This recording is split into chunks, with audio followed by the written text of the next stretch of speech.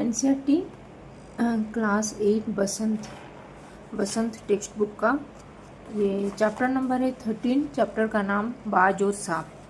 इसका explanation videos already upload हो चुका है, नहीं देखे तो पहले देख लेना, फिर उसके बाद ये क्वेश्चन आंसर आज मैं कर रही हूँ उसको देखना। जो बाज और सांप, बाज यानी कि ईगल और सांप यानी कि स्नेक, ईगल और स्नेक का ये स्टोरी जो लिखे हैं निर्मल वर्मा जी के द्वारा लिखा गया, ये एक फिक्शनल स्टोरी है।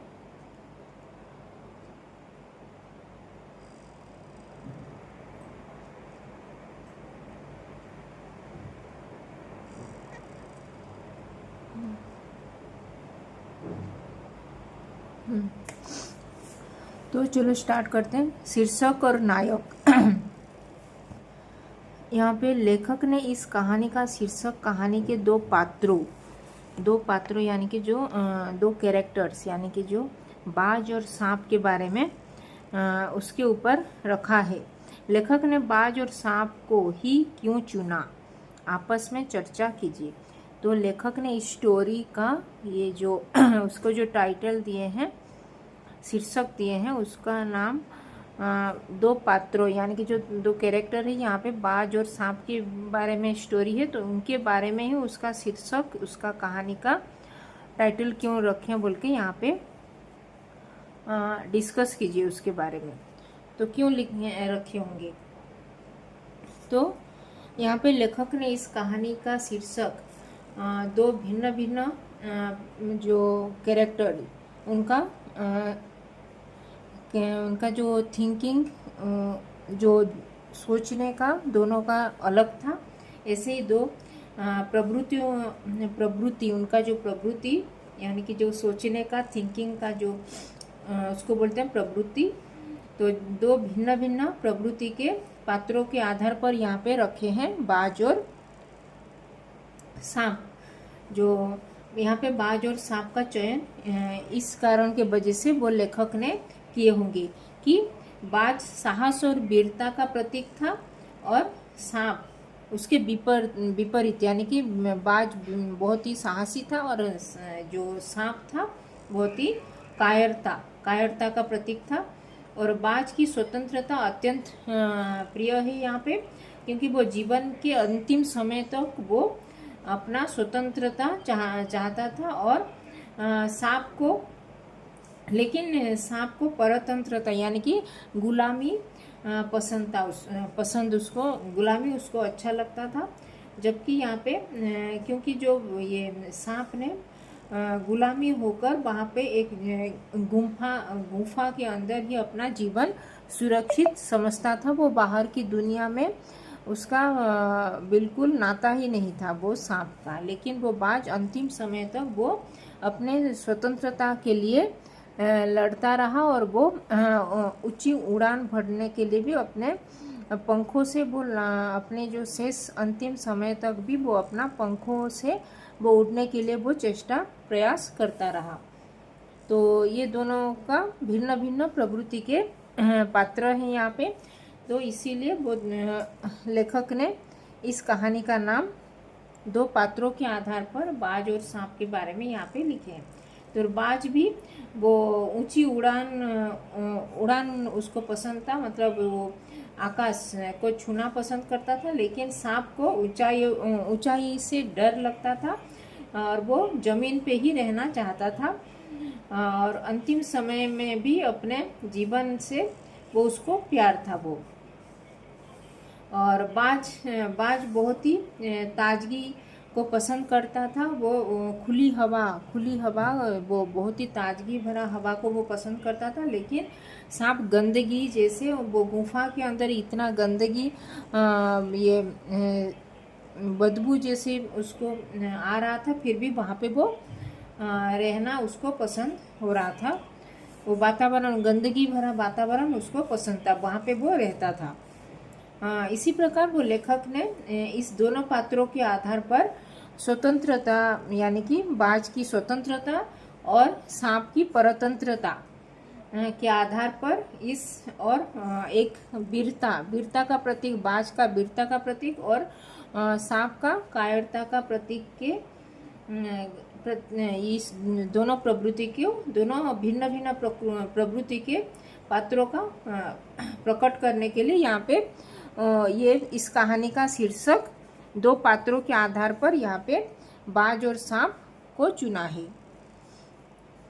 तो ये था उसका आंसर, ये लिखोगी। फिर कहानी से, घायल होने के बाद भी बाज ने यह क्यों कहा, मुझे कोई शिकायत नहीं है, विचार प्रकट कीजिए।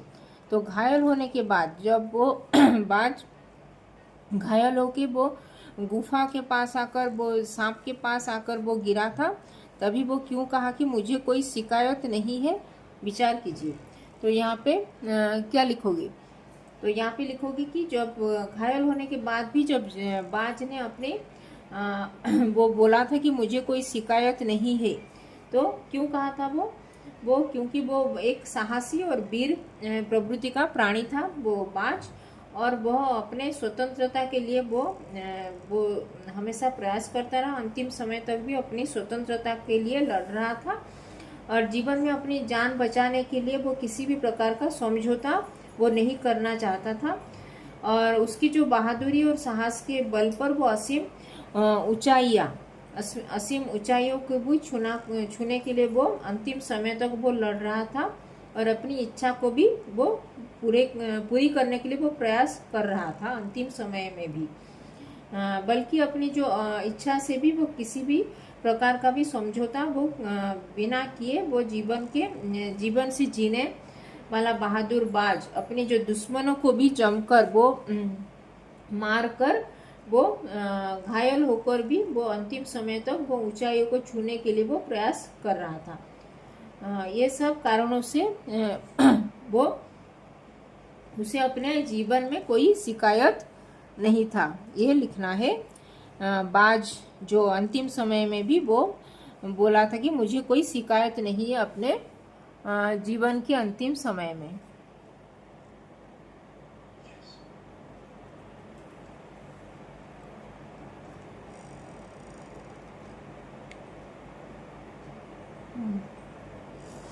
फिर बाज जिंदगी भर आकाश में ही उड़ता रहा, फिर घायल होने के बाद भी वह उड़ना क्यों चाहता था, मतलब वो जिंदगी भर आकाश में ही उड़ रहा था वो बाज, और घायल होने के बाद भी वो उसको उड़ना क्यों चाहता था वो बाज। तो क्या लिखोगे यहाँ पे, बाज जो साहसी बाज वो जिंदगी जब उसका जो वो ठीक था तभी भी वो उड़ रहा था आकाश में, और जब घायल होने के बाद भी वो अंतिम समय में भी वो उसको उड़ना पसंद था। तो यहाँ पे लिखोगे कि बाज जिंदगी भर आकाश में उड़ते रहने के बावजूद भी जब वो घायल होने के बाद भी वो इसीलिए वो उड़ रहा था क्योंकि वो साहसी और वीर होने के कारण उसे कभी भी थकना पसंद नहीं था, वो एक ही जगह में बैठना उसको पसंद नहीं था बाज को, और अपने जीवन में अंतिम समय में भी वो उसको असीम ऊंचाइयों को भी अपने मजबूत पंखों से वो उसको नापने के लिए वो बाज के मन में कभी भी निराश और पराजय की भावना भी बिल्कुल उसके मन में कभी आया भी नहीं था, और वह अपने जीवन के अंतिम समय में ऊंची उड़ान को महसूस करना उसको पसंद था, वो चाह रहा था। और आकाश की जो स्वतंत्रता, आकाश में जो खुले हवा में जो उसको स्वतंत्रता से उसको अधिक लगाव था, इसीलिए वो अंतिम समय में भी उसका मनोवृत्ति यानी कि जो उसके मन में जो आशा था उसको भी कभी वो बंद नहीं किया था, वो उसको उड़ने के लिए वो अंतिम समय में भी वो प्रयास किया था, और वो उड़ा था और फिर नीचे गिर गया था जो। तो ये लिखोगे, बाज जिंदगी भर आकाश में ही उड़ता रहा, फिर घायल होने के बाद भी वो उड़ना ही उसको चाहता था। फिर क्वेश्चन नंबर 3 है, सांप उड़ने की इच्छा को मूर्खतापूर्ण मानता था, फिर उसने उड़ने की कोशिश क्यों की।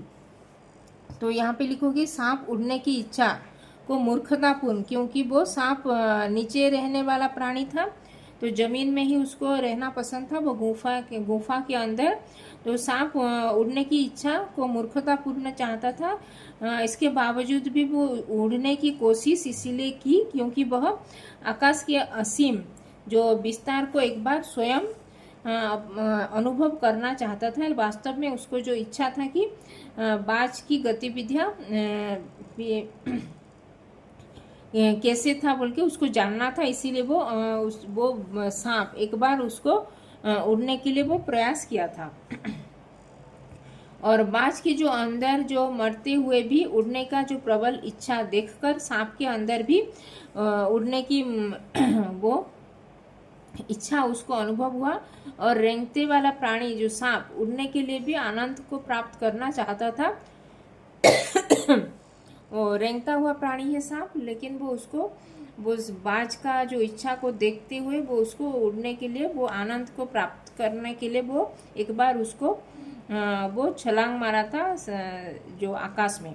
हालांकि उसके लिए वो उसको जो वीरता और साहस की कमी था, इसीलिए वो नीचे भी गिर पड़ा था। वो फिर वह किसी तरह वो अपने जीवन को सुरक्षित रखने के लिए वो महत्वपूर्ण चाहता था और समझता था, और उसके लिए जोखिम लेने का भी क्षमता उसके पास नहीं था।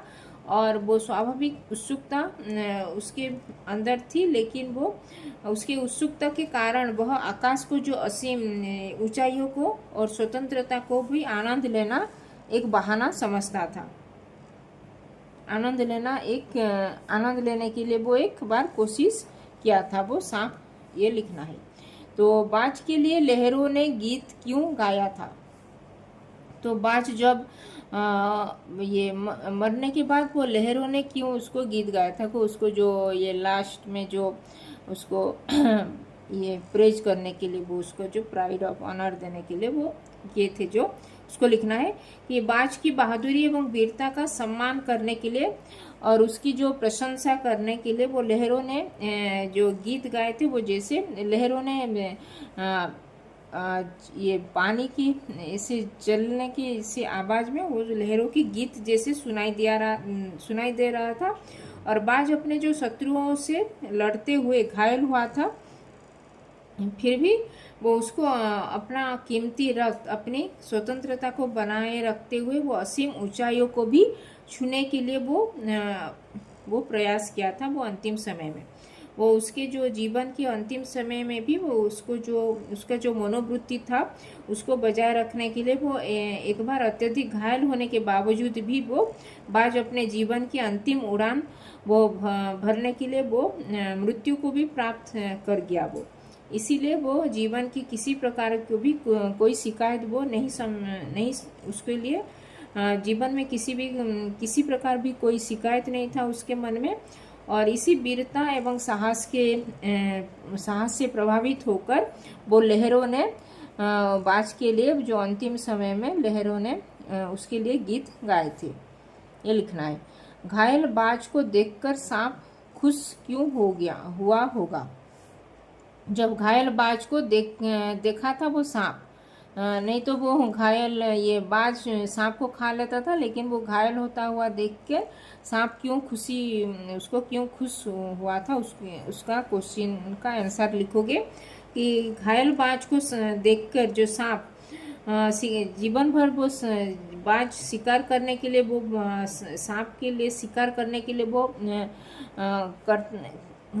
जीवन भर वो बाज सांप को देखकर शिकार करता था। लेकिन जब जीवन भर सांप शिकार करने वाला जो बाज जब अंतिम समय में उसको जो असहाय अवस्था में घायल होता हुआ देखकर वो सांप वो स्वाभाविक शत्रु को वो उसका जो शत्रु था वो बाज उसको जब मरने के अवस्था में देखकर वो इसीलिए खुश हो गया कि जब यह बाज अभी किसी भी प्रकार से वो उसका अहित यानी कि उसका कोई अहित नहीं कर सकता था।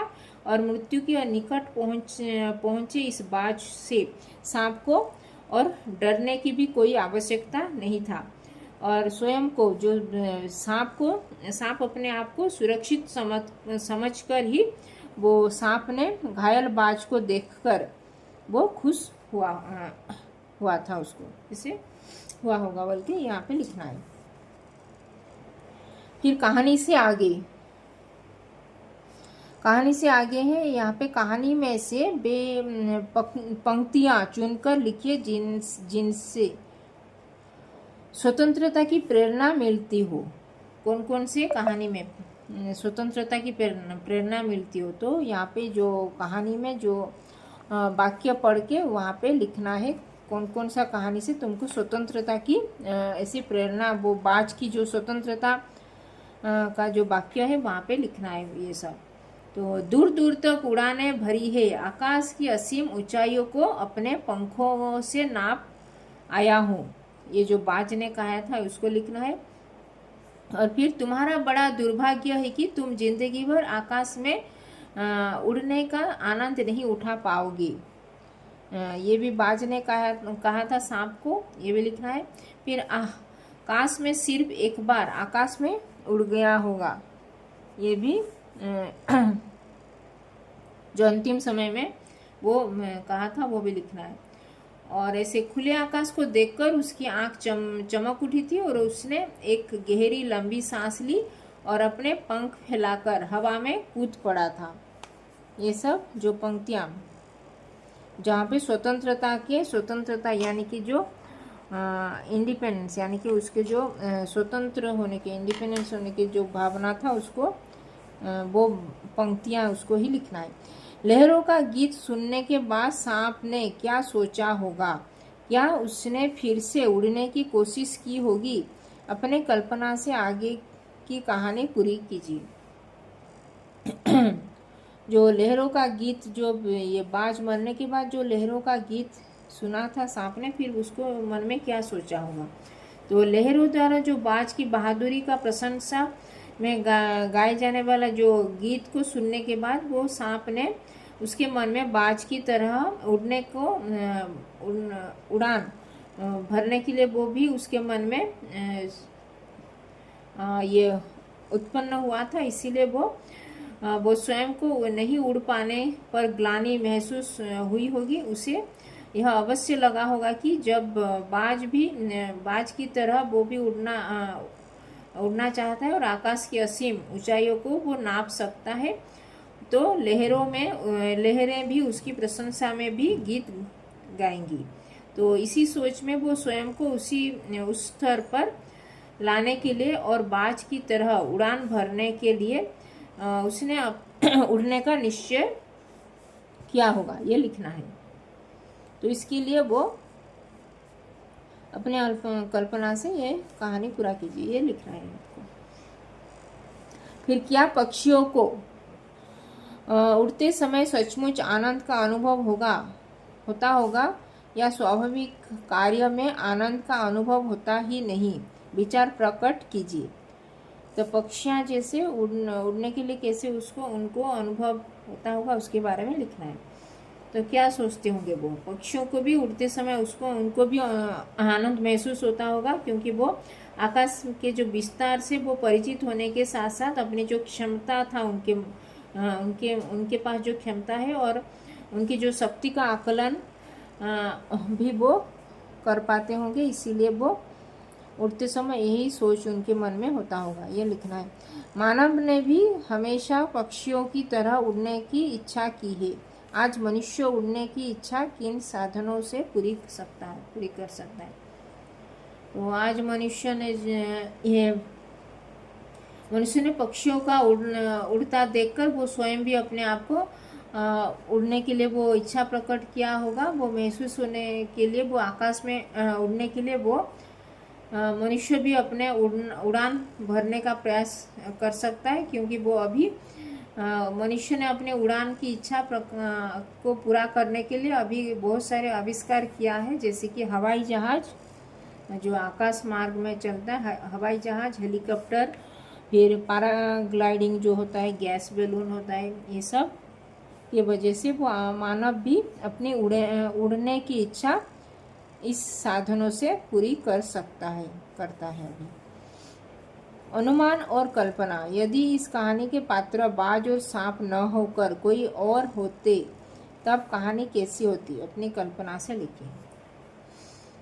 और जो प्राणी के कहानी इस पात्रों को लेकर अगर दूसरा कोई प्राणी को कहानी होते तो उसकी कल्पना आप लिखना है, उसको अपने इमेजिनेशन स्किल में लिखना है।